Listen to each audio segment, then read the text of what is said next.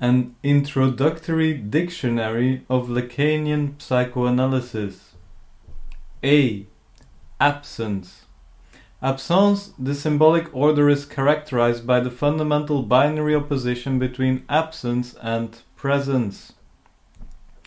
In the symbolic order, nothing exists except upon an assumed foundation of absence. This is a basic difference between the symbolic and the real. There is no absence in the real. There is only absence if you suggest that there may be a presence there where there isn't one. See privation. As Roman Jacobson showed with his analysis of phonemes, all linguistic phenomena may be entirely characterized in terms of the presence or absence of certain distinctive features.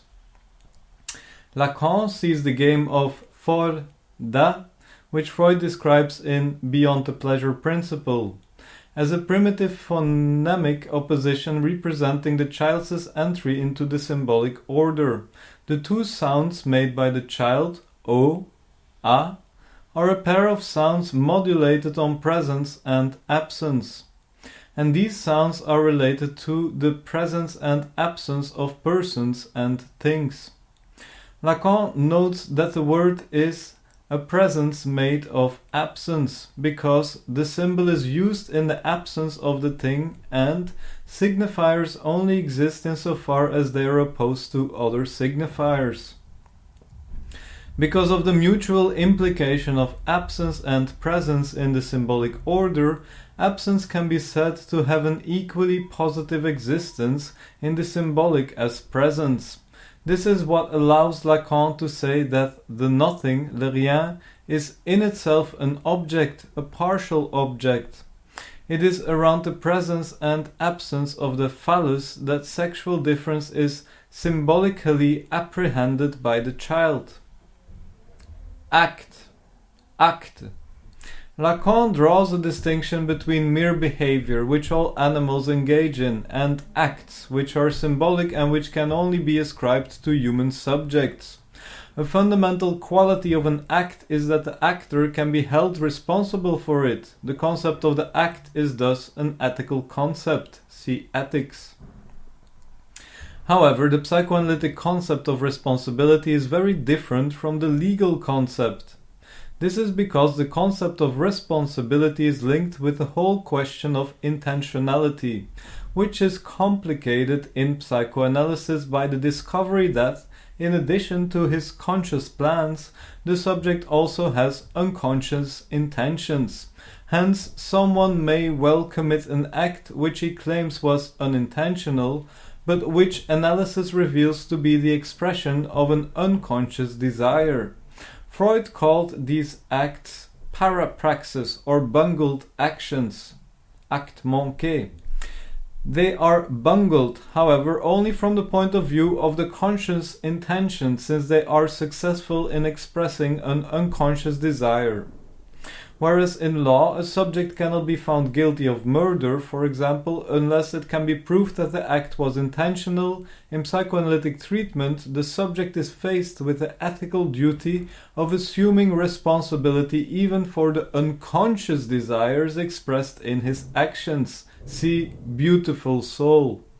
He must recognize even apparently accidental actions as true acts which express an intention, albeit unconscious, and assume this intention as his own.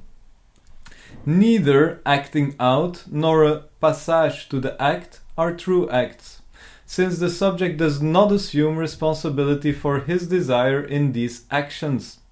The ethics of psychoanalysis also enjoin the analyst to assume responsibility for his acts, in other words, his interventions in the treatment.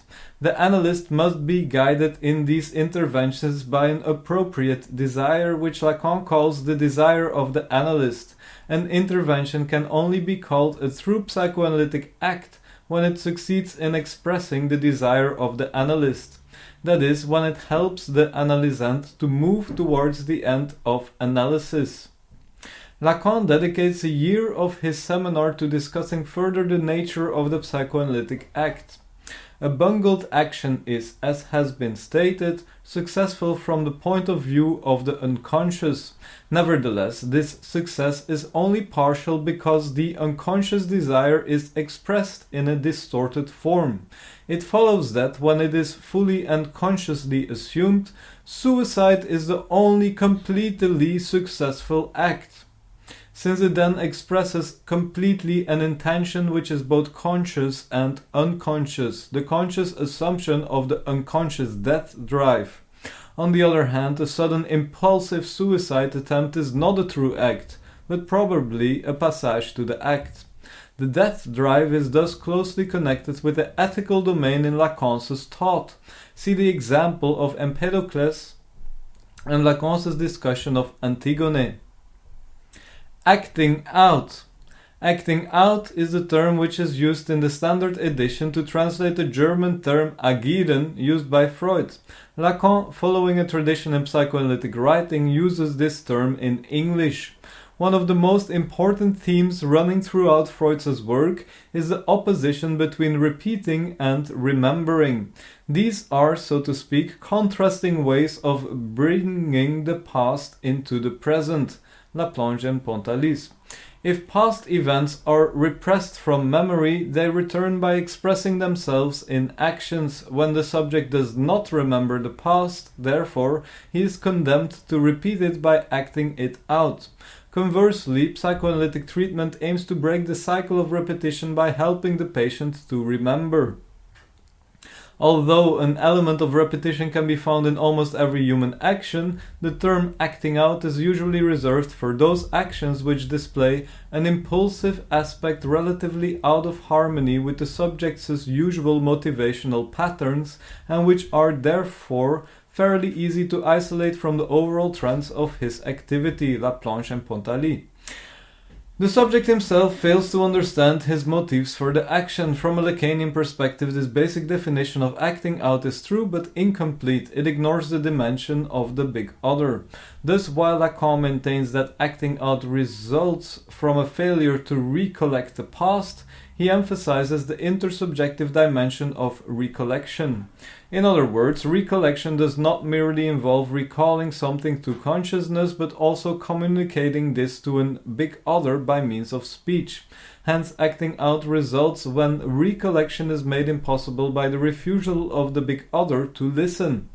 When the big other has become deaf, the subject cannot convey a message to him in words and is forced to express the message in actions. The acting out is thus a ciphered message which the subject addresses to a big other, although the subject himself is neither conscious of the content of this message nor even aware that his actions express a message. It is the big other who is entrusted with deciphering the message, yet it is impossible for him to do so. In order to illustrate his remarks on acting out, Lacan refers to the case of the young homosexual woman treated by Freud. Freud reports that the young woman made a point of appearing in the company of the woman she loved in the busiest streets of Vienna, especially in the streets near her father's place of business. Lacan argues that this was an acting out because it was a message which the young woman was addressing to her father, who would not listen to her. In the example of the young homosexual woman, the acting out occurred before she began a course of psychoanalytic treatment with Freud. Such acting out can be considered as transference without analysis, or wild transference. However, most analysts argue that when it occurs in the course of analysis, whether during the actual session or not, acting out should be understood in its relationship to the transference. Freud stated that it is a basic principle of psychoanalytic treatment to force as much as possible into the channel of memory and to allow as little as possible to emerge as repetition.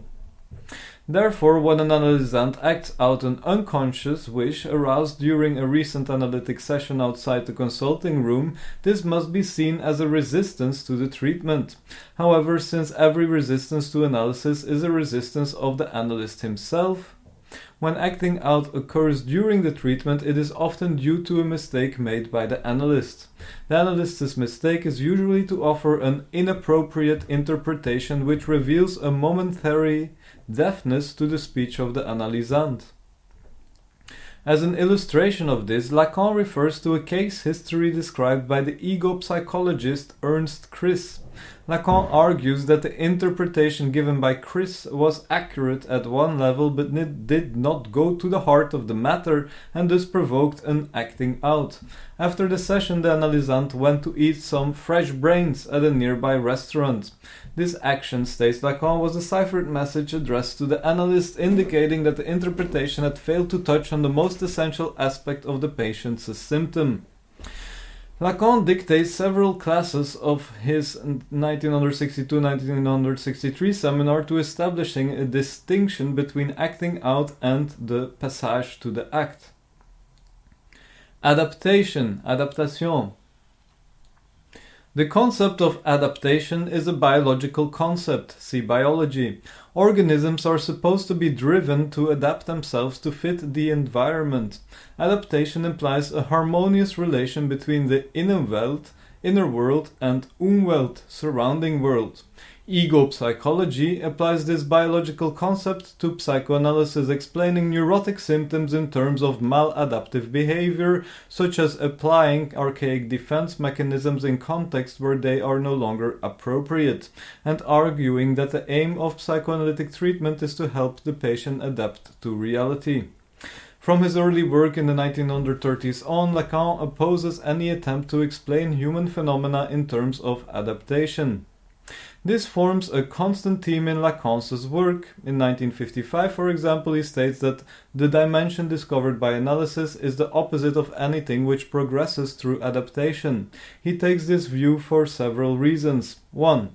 The stress on the adaptive function of the ego misses the ego's alienating function and is based on a simplistic and unproblematic view of reality.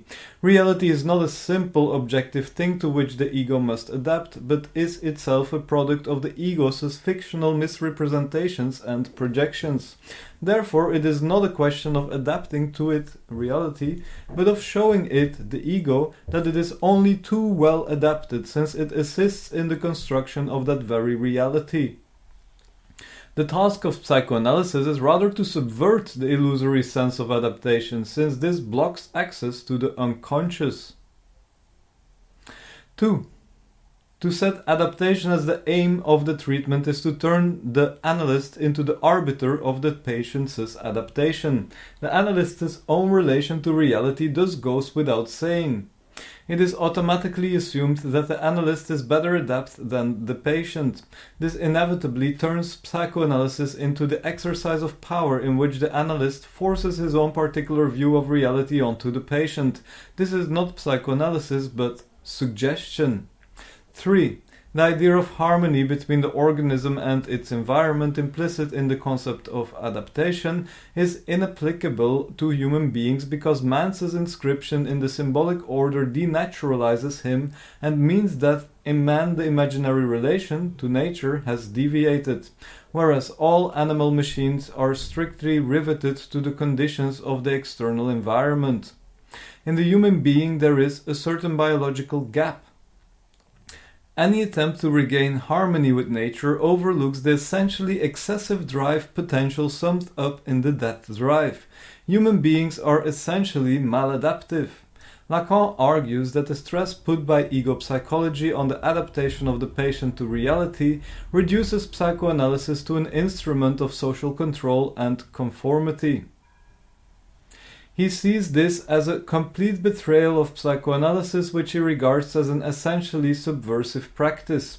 Lacan regards it as significant that the adaptation theme was developed by the European psychoanalysts who had immigrated to the USA in the late 1930s. These analysts felt not only that they had to adapt to life in the USA, but also that they had to adapt psychoanalysis to American tastes.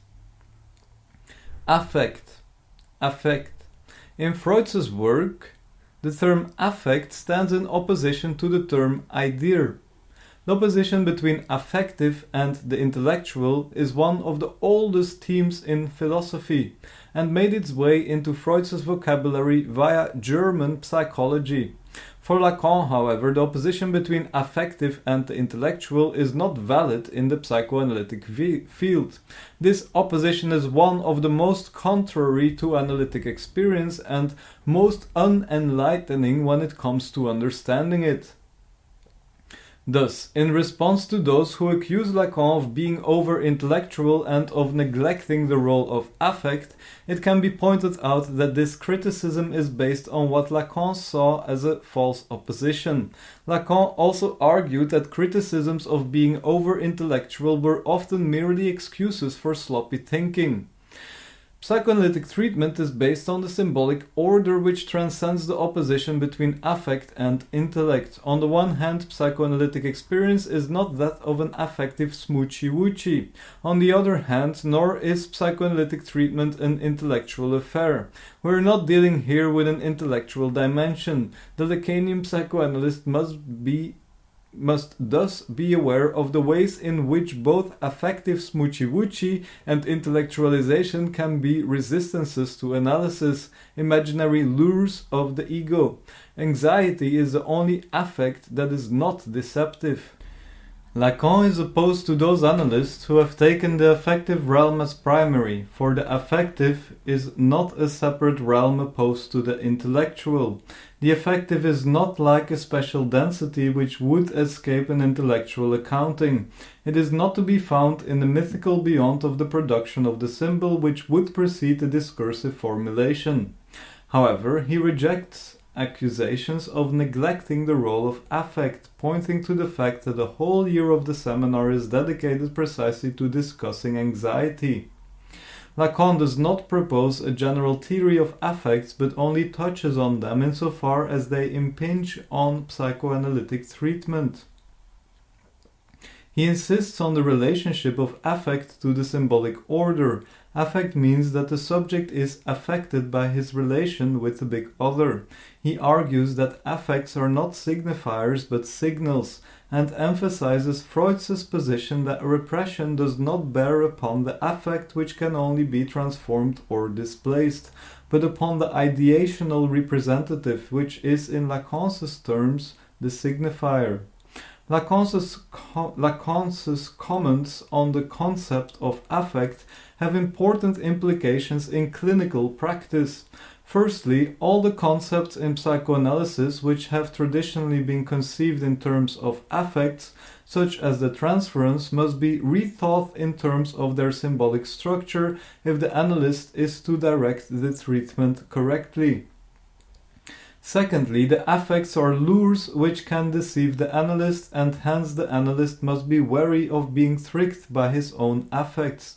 This does not mean that the analyst must disregard his own feelings for the patient, but simply that he must know how to make adequate use of them.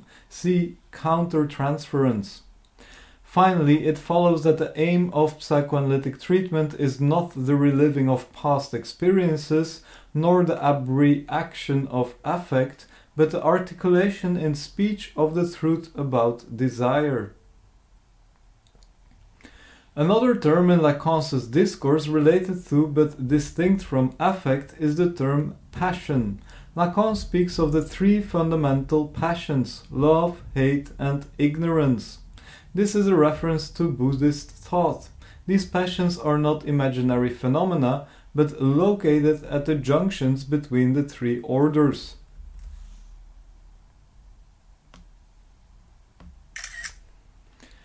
Aggressivity. Aggressivity is one of the central issues that Lacan deals with in his papers in the period from 1936 to the early 1950s. The first point that should be noted is that Lacan draws a distinction between aggressivity and aggression, in that the latter refers only to violent acts, whereas the former is a fundamental relation which underlies not only such acts, but many other phenomena also. Thus, aggressivity is just as present, Lacan argues, in apparently loving acts as in violent ones. It underlies the activity of the philanthropist, the idealist, the pedagogue, and even the reformer. In taking this stance, Lacan is simply restating Freud's concept of ambivalence, the interdependence of love and hate, which Lacan regards as one of the fundamental discoveries of psychoanalysis. Lacan situates aggressivity in the dual relation between the ego and the counterpart. In the mirror stage, the infant sees its reflection in the mirror as a wholeness, in contrast with the uncoordination in the real body. This contrast is experienced as an aggressive tension between the specular image and the real body, since the wholeness of the image seems to threaten the body with disintegration and fragmentation. See fragmented body. The consequent identification with the specular image thus implies an ambivalent relation with the counterpart involving both eroticism and aggression. This erotic aggression continues as a fundamental ambivalence underlying all future forms of identification and is an essential characteristic of narcissism. Narcissism can thus easily veer from extreme self-love to the opposite extreme of narcissistic suicidal aggression, agression suicidaire narcissique. By linking aggressivity to the imaginary order of Eros, Lacan seems to diverge significantly from Freud, since Freud sees aggressivity as an outward manifestation of the death drive, which is in Lacanian terms situated not in the imaginary but in the symbolic order.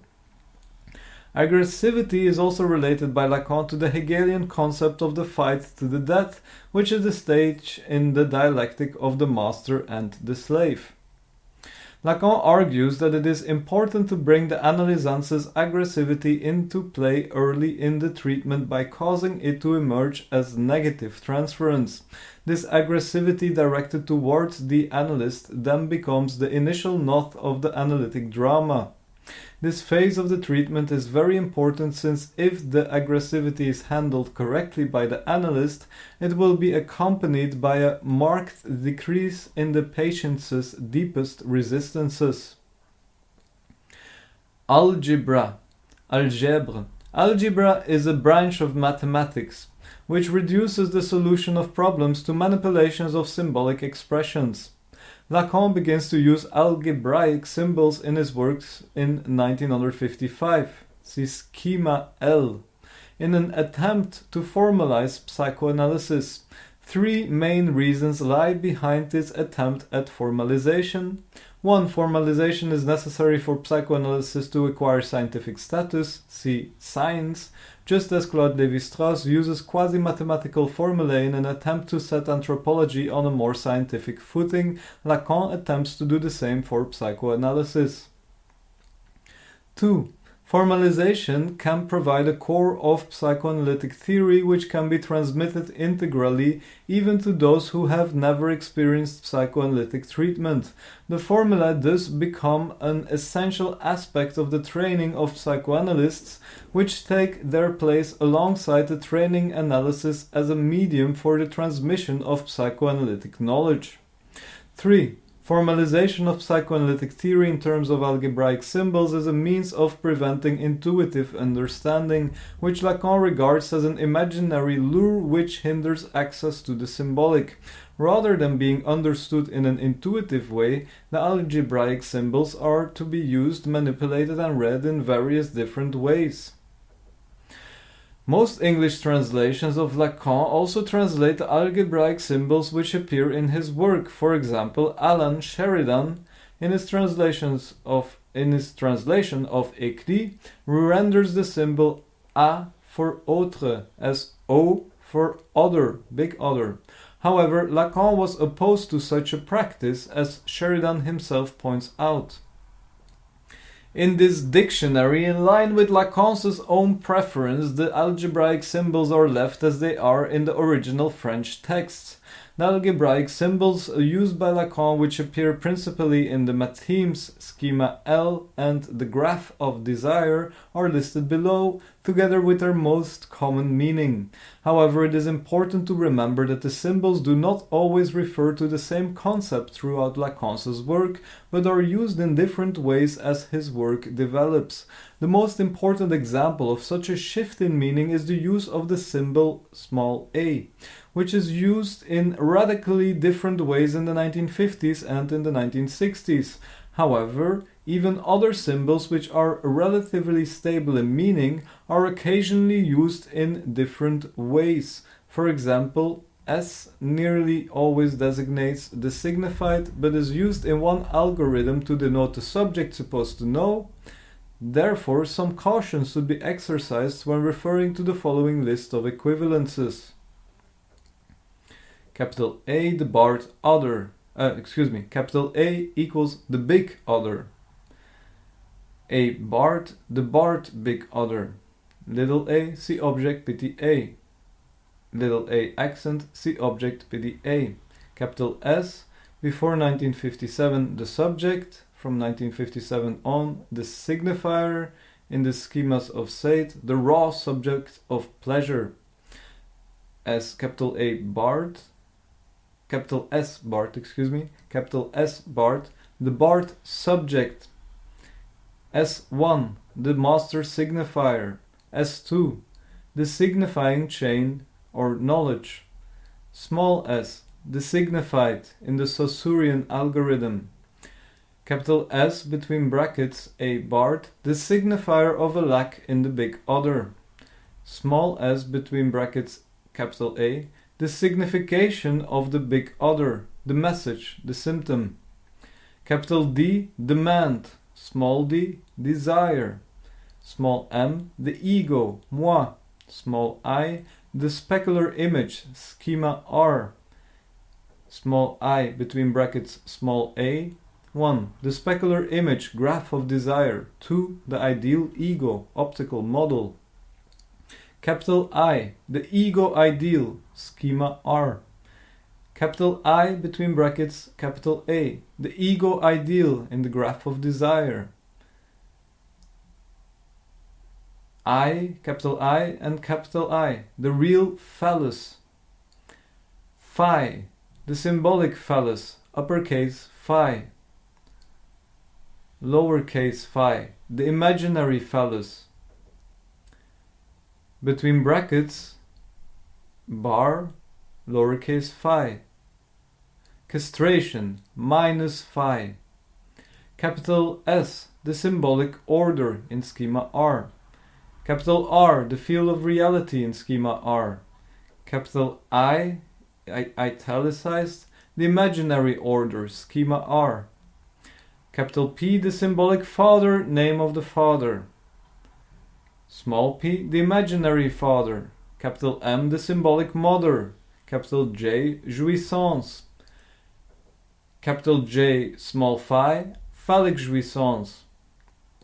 Capital J, capital A, the jouissance of the other. Capital E, the statement. Small e, the enunciation. Capital V, the will to enjoy, volonté de jouissance. The typographical details and diacritics are extremely important in Lacanian algebra. The difference between upper and lowercase symbols, the difference between italicized and non-italicized symbols, the use of the apostrophe, the minus sign and subscripts, all these details play their part in the algebraic system. For example, the uppercase letters usually refer to the symbolic order, whereas the lowercase letters usually refer to the imaginary. The use of the bar is also important and varies even within the same formula. Alienation. Alienation. The term alienation does not constitute part of Freud's theoretical vocabulary. In Lacan's work, the term implies both psychiatric and philosophical references. Psychiatry, French psychiatry in the 19th century, conceived of mental illness as alienation mentale, and the common term in French for madman is aliéné, a term which Lacan himself uses. Philosophy. The term alienation is the usual translation for the German term Entfremdung, which features in the philosophy of Hegel and Marx. However, the Lacanian concept of alienation differs greatly from the ways that the term is employed in the Hegelian Marxist tradition, as Jacques-Alain Miller points out. For Lacan, alienation is not an accident that befalls the subject and which can be transcended, but an essential constitutive feature of the subject. The subject is fundamentally split, alienated from himself, and there is no escape from this division, no possibility of wholeness or synthesis. Alienation is an inevitable consequence of the process by which the ego is constituted by identification with the counterpart. The initial synthesis of the ego is essentially an alter ego. It is alienated, in Rimbaud's word, I is an other. Thus alienation belongs to the imaginary order. Alienation is constitutive of the imaginary order. Alienation is the imaginary as such. Although alienation is an essential characteristic of all subjectivity, psychosis represents a more extreme form of alienation. Lacan coined the term extimacy to designate the nature of this alienation in which alterity inhabits the innermost core of the subject. Lacan devotes the whole of chapter 16 of the seminar book 11, The Four Fundamental Concepts of Psychoanalysis, to a discussion of alienation and the related concept of separation. Analysant, psychoanalysant. Analysant, psychanalysant. Before 1967, Lacan refers to the one who is in psychoanalytic treatment as the patient or the subject, or uses the technical term psychanalysé. However, in 1967, Lacan introduces the term psychanalysant based on the English term psychoanalysant.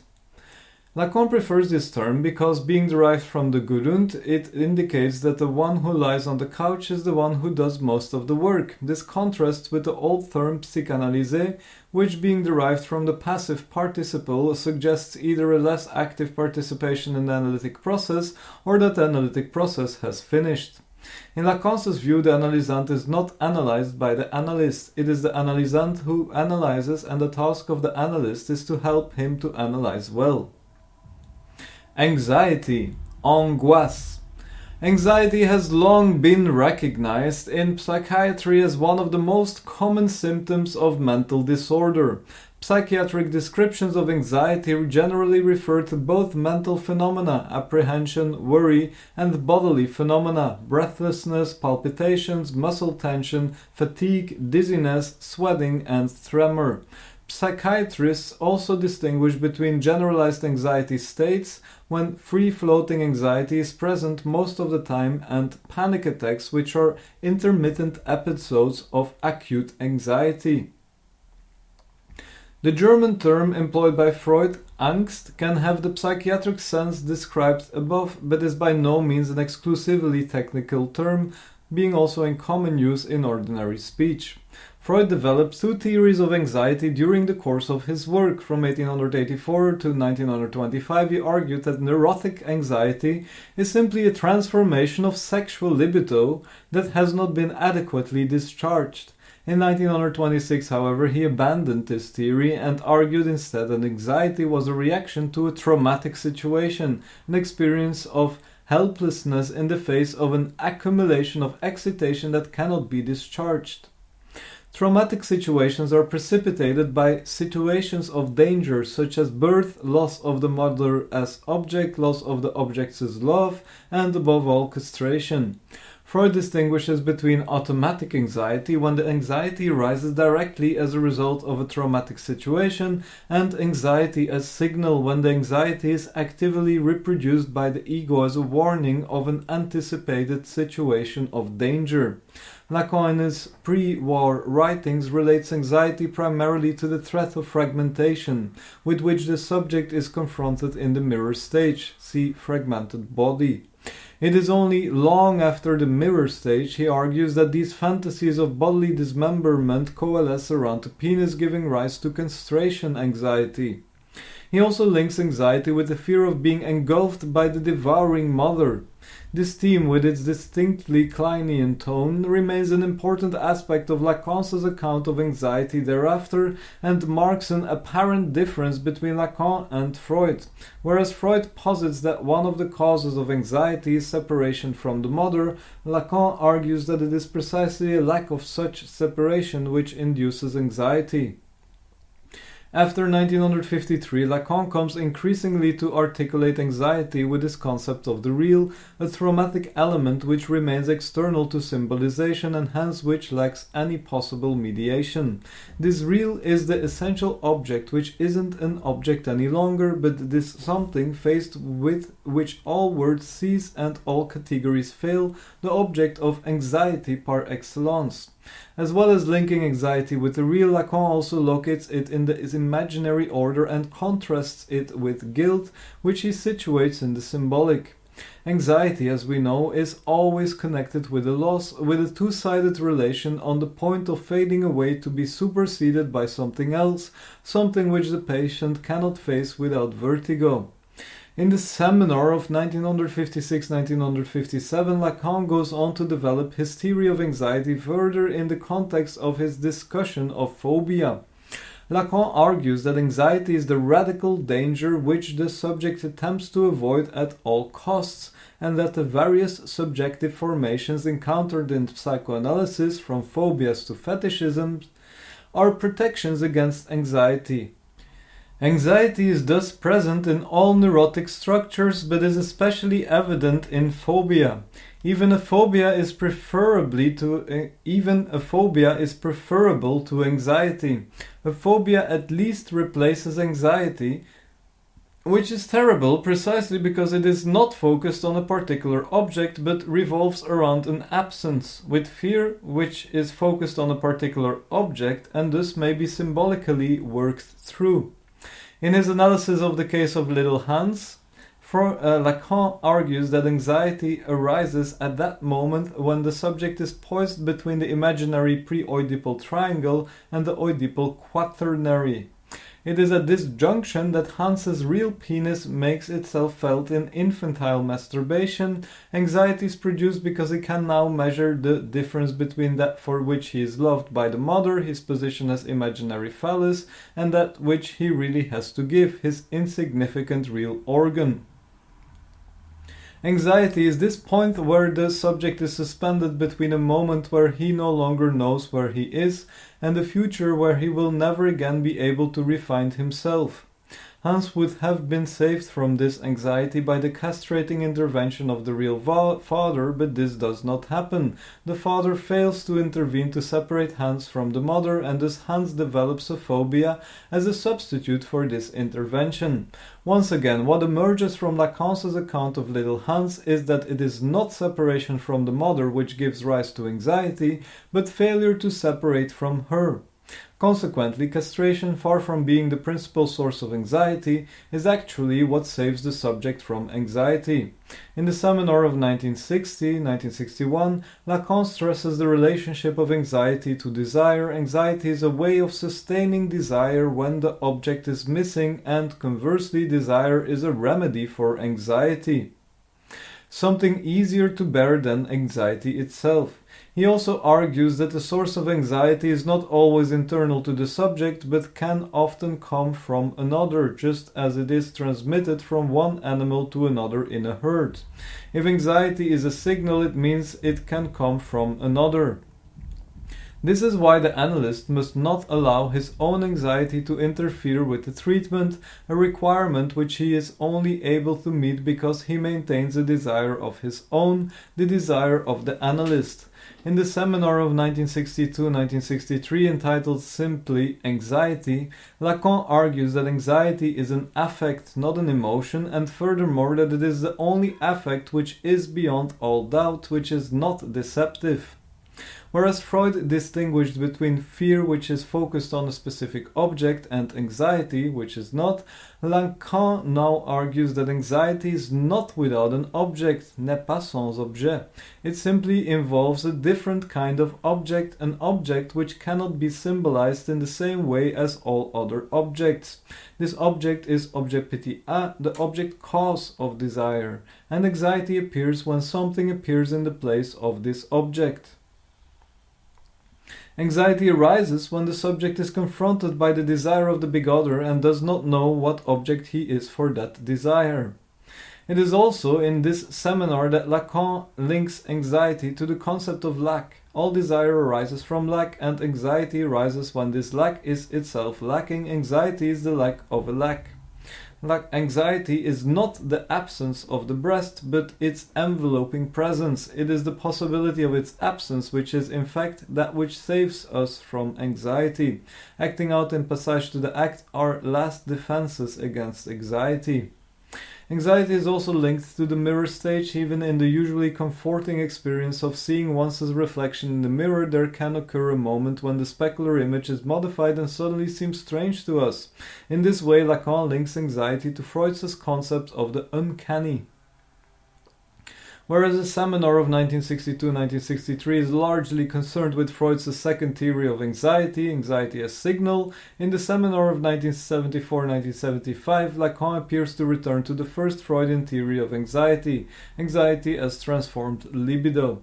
Thus he comments that anxiety is that which exists in the interior of the body when the body is overcome with phallic jouissance. Aphanisis. The literal meaning of this Greek term is disappearance. It was first introduced into psychoanalysis by Ernest Jones, who uses it to mean the disappearance of sexual desire. For Jones, the fear of aphanisis exists in both sexes, giving rise to the castration complex in boys and to penis envy in girls. Lacan takes up Jones's term but modifies it substantially. For Lacan, aphanisis does not mean the disappearance of desire, but the disappearance of the subject. The aphanisis of the subject is the fading of the subject, the fundamental division of the subject, see split, which institutes the dialectic of desire. Far from the disappearance of desire being the object of fear, it is precisely what the neurotic aims at. The neurotic attempts to shield himself from his desire, to put it aside. Lacan also uses another term, fading, in a way that makes it synonymous with the term aphanisis. Fading, a term which Lacan uses directly in English, refers to the disappearance of the subject in the process of alienation. The term is used by Lacan when describing the mathemes of the drive and of fantasy. The subject fades or disappears in the face of demand and in the face of the object, as is shown by the fact that the subject is barred in these mathemes. Art. Freud valued art as one of humanities' great cultural institutions and dedicated many papers to discussing both the process of artistic creation in general and certain works of art in particular. He explained artistic creation by reference to the concept of sublimation, a process in which sexual libido is redirected towards non-sexual aims.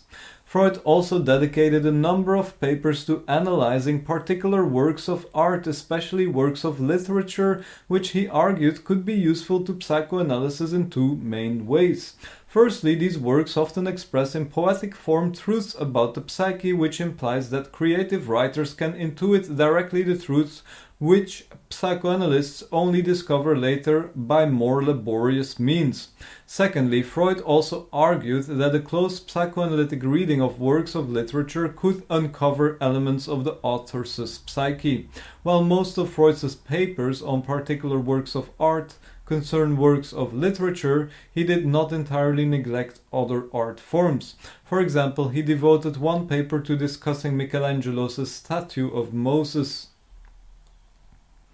Lacan's works also abound in discussions of particular works of art. Like Freud, Lacan devotes most of his attention to works of literature of all genres, prose, the discussion of the Purloined Letter by Edgar Allan Poe, and Lacan, drama.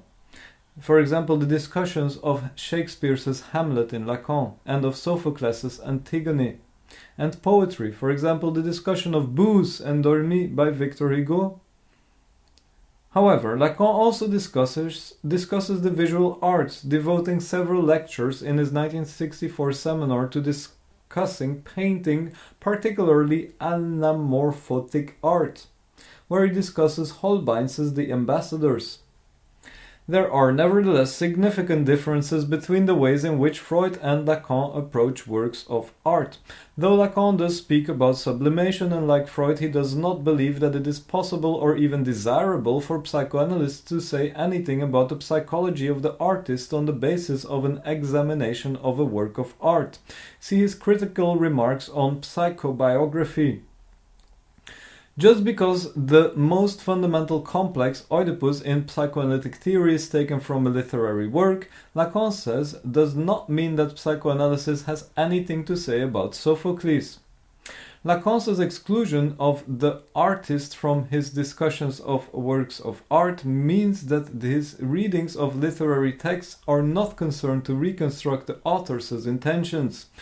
In his suspension of the question of the authorial intent, Lacan is not merely aligning himself with the structuralist movement. After all, authorial intent had been bracketed by new criticism long before the structuralists appeared on the scene, but is rather illustrating the way in which the analyst should proceed when listening to and interpreting the discourse of the analysant. The analyst must, in other words, treat the analysant's discourse as a text. You must start from the text, start by treating it as Freud does and as he recommends as Holy Writ. The author, the scribe, is only a pen pusher and he comes second. Similarly, when it comes to our patients, please give more attention to the text than to the psychology of the author. The entire orientation of my teaching is that. Lacan's discussion of literary texts are thus not exercises in literary criticism for its own sake, but performances designed to give his audience an idea of how they are to read the unconscious of their patients. This method of reading is similar to those employed by formalism and structuralism. The signified is neglected in favor of the signifier, content is bracketed in favor of formal structures, although Jacques Derrida has argued that Lacan does not in fact follow his own method. Besides serving as models of a method of reading which Lacan recommends analysts to follow when reading the discourse of their patients, Lacan's discussions of literary text also aim to extract certain elements which serve as metaphors to illustrate some of his most important ideas. For example, in his reading of Poe's The Purloined Letter, Lacan points to the circulating letter as a metaphor for the determinative power of the signifier. A new branch of so-called psychoanalytic literary criticism now claims to be inspired by Lacan's approach to literary texts, for example Muller and Richardson, and Wright. Other works dealing with Lacan and cultural theory are Davis, Feldman, McCannell. However, while such projects are interesting in their own right, they do not usually approach literature in the same way as Lacan. That is, while psychoanalytic literary criticism aims to say something about the text studied, both aspects of Lacan's approach to illustrate a mode of analytic interpretation and to illustrate psychoanalytic concepts are concerned not with saying something about the text themselves, but merely with using the text to say something about psychoanalysis. This is perhaps the most important difference between Lacan's approach to works of art and Freud's. Whereas some of Freud's works are often taken to imply that psychoanalysis is a meta-discourse, a master narrative providing a general hermeneutic key that can unlock the hitherto unsolved secrets of literary works, it is impossible to read Lacan as making any such claims. For Lacan, while psychoanalysis might be able to learn something about literature or use literary works to illustrate certain of its methods and concepts, it is doubtful whether literary criticism can learn anything from psychoanalysis. Hence, Lacan rejects the idea that a literary criticism which makes use of psychoanalytic concepts could be called applied psychoanalysis, since psychoanalysis is only applied in the proper sense of the term as a treatment and thus to a subject who speaks and listens. Autonomous ego. The term autonomous ego was coined by the proponents of ego psychology. According to the proponents of ego psychology, the ego becomes autonomous by achieving a harmonious balance between its primitive drives and the dictates of reality. The autonomous ego is thus synonymous with the strong ego, the well-adapted ego, the healthy ego. Psychoanalysis was conceived of by the proponents of ego psychology as the process of helping the analysant's ego to become autonomous. This was supposed to be achieved by the identification of the analysant with the strong ego of the analyst. Lacan is very critical of the concept of the autonomous ego. He argues that the ego is not free but determined by the symbolic order. The autonomy of the ego is simply a narcissistic illusion of mastery. It is the symbolic order and not the ego which enjoys autonomy. Enjoys autonomy. Enjoys autonomy. Enjoys autonomy.